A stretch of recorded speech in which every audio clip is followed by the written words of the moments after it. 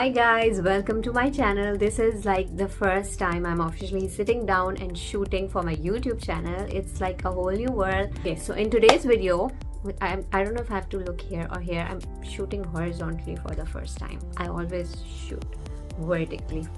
Anyways, so in this video I am going to show you guys how we traveled from Australia to Japan in August 2023, what website we used to book our tickets, what airline we used, how we traveled, the transport in Japan, and then how we spent our first day in Osaka, where we stayed, what things to do, what things to eat, and everything step by step. So stay tuned.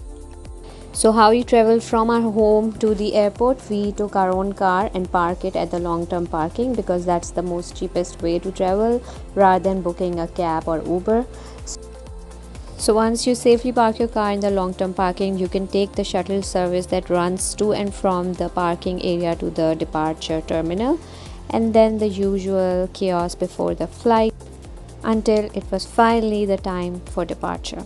But first we said our prayers. There is a very nice prayer room inside the airport, and we took the Southern China airline. We booked our tickets through Skyscanner, and Aunt Betty was the company we booked our tickets from. The airline was quite decent. The food was really good as well. There were screens for the kids, so the flight was quite enjoyable. We always try to take the nighttime flight so the kids can sleep through the night, and this is, by the way, my favorite thing to eat in the flight. Our transit was in China for I think 4 or 5 hours, and there was a huge communication problem in China airport. So just pray that you don't get to interact with people there. China after a long 10-hour flight. और यहाँ airport पे AC क्यों नहीं चल रहा है? Because हम बहुत सुबह पहुँचे हैं. It was a very long flight but the airline was really good. हमारी अब नेक्स्ट फ्लाइट है after 4 hours, so we are just killing time, but the airport is really nice. And then after some staring out the window, some naps, some modeling, and some food later, it was finally our time to fly another flight from the China airport, Guangzhou airport, to Osaka.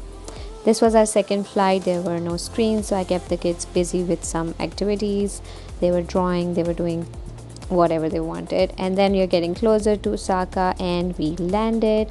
As soon as we landed in Osaka, it was a whole new world. The Osaka terminal, it's crazy.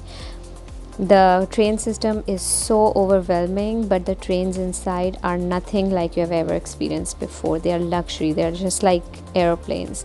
The ticketing system, I will make another video because it needs another video to understand how the transport works in Japan. You always give your money in this small tray, and they give you change like that.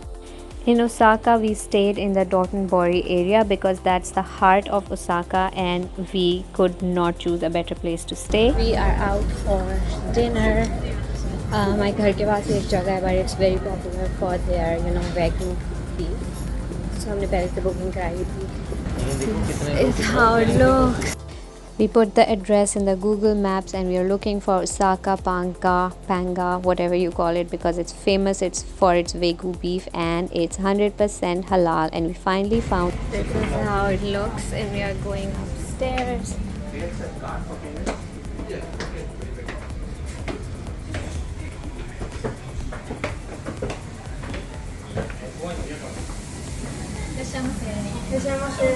Hi.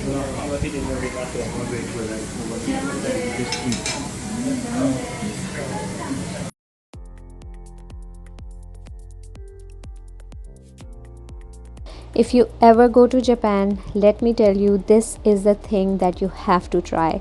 This Wagyu beef is something like you may have never experienced before. It's so thin, but it's so flavorful. And the way they eat it so simply, like just dipping in a dipping sauce and white rice, it is too good. You have to try it. Then we went out to explore the other Dotonbori area, and clearly these are the vibes. We truly love these Japan vibes, and we found the Gilko sign. Make sure you take a picture with this Gilko man because it's something really popular there.